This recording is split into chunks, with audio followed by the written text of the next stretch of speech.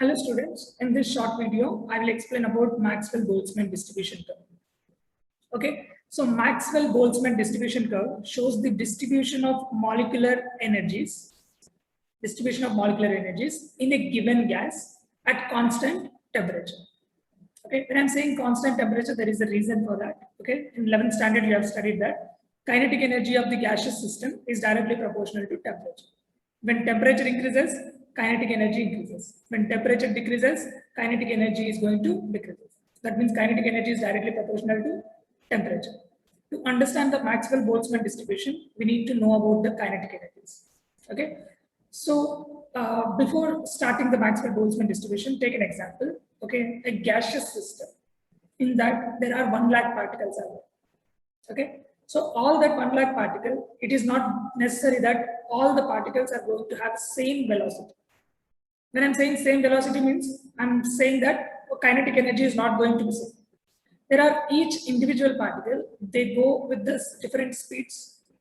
Okay, so different particles having different speeds. But one thing is sure that most of the particles who is having velocity little average, they are going to be more. And the particles who is having very high velocity, those particles are going to be lesser. Similarly, the particles, okay, who is having velocity 0 is no particle. Like 0 velocity particles won't exist in a gaseous system. Because gaseous system, the particles will move with certain velocity.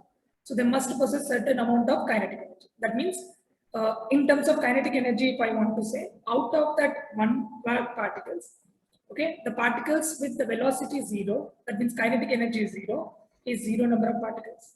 The particles who is having extremely high kinetic energy, they are also little less. But the particles who is having average kinetic energy are going to be more. So to understand these three, okay, here you need to look at it. So what is given? Fraction of particles on a y-axis and the kinetic energy is on x-axis. Okay, so just to make sure that, okay, I'm giving small boundaries. Actually, there is no such boundaries.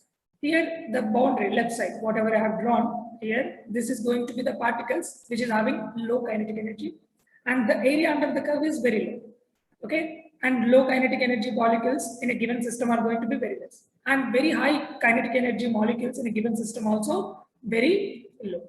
But the most of the particles lies in the majority. Okay, majority of the particle lies in this region where the kinetic energy is going to be average. Okay, so this is what the Maxwell-Boltzmann distribution curve. And make sure it has to start from origin and it should not touch the x-axis. The curve should not touch the x-axis. Okay, so area under the curve gives the total number of molecules in that circle. Okay, so to explain, okay, the features of the curve. The first feature, area under the curve is equal to the total number of molecules in the sample.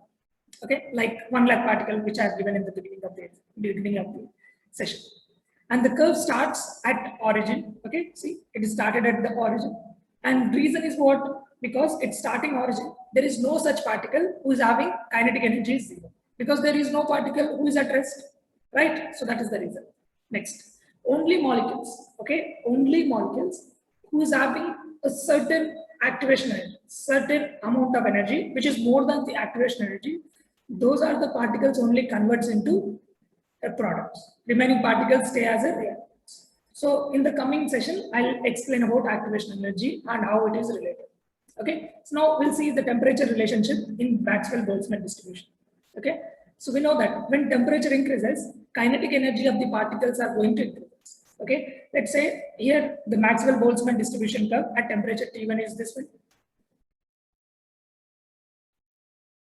Okay, at temperature T2, the Maxwell-Boltzmann distribution is going to be this one.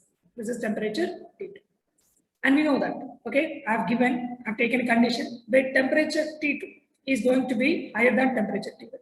When temperature increases, kinetic energy is going to increase. See, here the T1, the kinetic energy is this much. But at T2, the kinetic energy is this one. Okay, the kinetic energy is increased. So that's why the peak moved towards the right. Okay, at the same time, if you observe, when kinetic energy increases, the particles are moving so fast.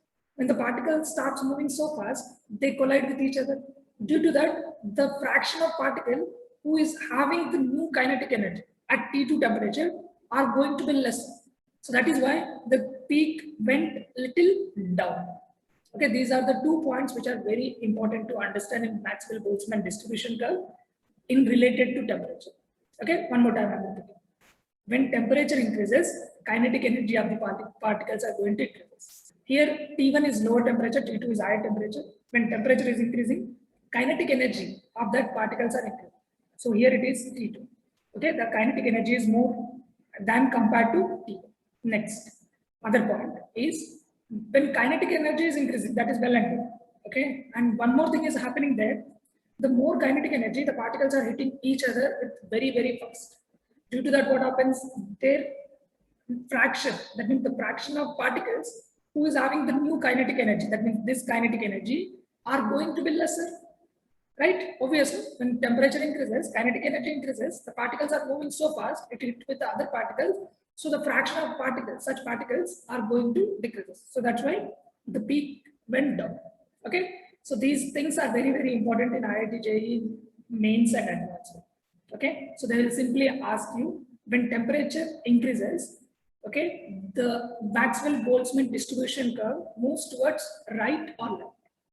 Okay, so more than one option case, I have seen many questions. The temperature increases, Maxwell-Boltzmann distribution curve moves towards the right, as well as the peak value, the peak, okay, the peak is going to lower peak you can able to update. Okay, that I have given. So here important point to know, whatever the points which I said, right, here I have it. The area under the curve remains same, that is obvious. Here and here, the area under the curve is same. And number of particles in the system remains same. When area under the curve is same, means number of particles in the system is going to be same. Okay. Here, if you observe carefully, one more thing I mentioned, but I did not explain. This is about activation energy. This is what we call as activation energy. What is mean by activation energy? Okay. Activation energy means the minimum amount of energy which we need to give to the reactant to cross the energy barrier and form the product. Okay. Let's say at T1 temperature, area under the curve, what I said, the number of particles. Okay, so these are the fraction of particles, like under this curve. Okay, these are the fraction of particles who is having kinetic energy more than the activation energy. That means these are the particles who can able to form the products. Remaining particles won't form the product. Okay, now when you increase the temperature, okay, when you are increasing temperature from T1 to T2, now area under the curve, activation energy, nothing happened. When temperature increases, activation energy, nothing to do with the temperature. Okay, so activation energy, when increase, activation energy remains same. But when you are increasing the temperature, the kinetic energy of the particles increasing. Okay, more number of particles going to possess the energy which is more than the activation energy. So that is why if you see this curve, area under this curve, okay, that means this entire one, the number of particles are going to be more. That is why what we have learned, when temperature increases, rate of reaction. Okay, and in the same chemical kinetics chapter we have studied every 10-degree rise in temperature. Okay, every 10-degree rise in temperature, rate of reaction become double. That means rate constant is double and rate of reaction become double. That means the number of products, see area under the curve, red color and the brown one, if you compare, red one is double of the brown because I'm assuming temperature is 10-degree rise. T1, T2 difference in temperature is 10 degrees. Okay, hope you understood this. Okay, so the same points which I have explained here, I have written that when temperature increases, molecules are moving faster, their kinetic energy increases. Therefore, a greater proportion of molecules have energy that is greater than the activation energy. Okay, and more successful collisions in a given length of time, so the rate of reaction will increase. Very obvious reasons these are all. Okay, next, Boltzmann curve based on the catalyst. What happens to Boltzmann curve when catalyst is added? Okay, here the curve nothing to do, but here to do is activation energy. We know that. Okay, we know that. Okay, activation energy and catalyst are dependent. Okay, so what is a catalyst? So first you need to understand the catalyst. Catalyst is the reagent. Okay, catalyst is the reagent which without being consumed in a reaction, it increases the rate of reaction. That is what we call catalyst. It speeds up the rate of reaction. Okay, it is speeding up the rate of reaction. That means there must be some reason. And one of the many reasons are intermediate theory. Okay, in that theory, according to that theory, catalyst, what it does is it provides a new alternative path for the reactant molecules to cross the energy barrier and form the products. That means indirectly what I'm trying to tell you is activation energy of the actual reaction going to decrease. Okay, activation. If your catalyst decreases the activation energy. When activation energy decreases, the number of particles who's having kinetic energy, okay, who's having energy more than the activation energy going to increases. That's why rate of reaction going to increase. The same scenario we can understand from here. Here it is going to be fraction of particles the same, and here it is going to be kinetic energy. Okay, so without catalyst, this is the your activation energy. And with catalyst, activation energy decreases, I said. When you add the catalyst, activation energy decreases. So here it is now. Now area under this curve is going to be this much, and area under the other way, okay, with catalyst is going to be this much. So the more the area, more number of particles, that means the rate of reaction is increased. Okay, so one more time. Catalyst is the substance which being consumed in a reaction, it increases the speed of reaction. How it increases? By lowering the kinetic activation energy. That means it provides an alternative path by lowering the activation energy. When activation energy gets lower, then more number of particles can have a chance that it can cross the barrier. That means more amount of product formation. That means rate of reaction is increasing. Okay, so now look at here. Catalyst provide an alternative reaction route. Okay, and this route requires a lower energy. And note, addition of catalyst does not change the distribution of molecular energies. Okay, the molecular energy distribution won't change. Let's say here I've given one small diagram of activation energy. If you want to know more about activation energy in coming videos, you can get to know. Okay, so now E is an activation energy, and here it is good. So E is the energy, potential energy, and rate of reaction. If you see, this is the enthalpy of reactant, here enthalpy of products. Okay, enthalpy of reactant, enthalpy of products are not changing when you add a catalyst. It's just decreasing the activation energy. That's why more number of reactant molecules can be able to cross the barrier and more amount of product formation you can able to see. Okay, next. What happens? The more molecules in the given system have an energy in excess of new, okay, lower activation energy. New lower activation energy means this is a new and lower activation energy. So that's why more number of particles are formed, into more number of reactant molecules are formed into products.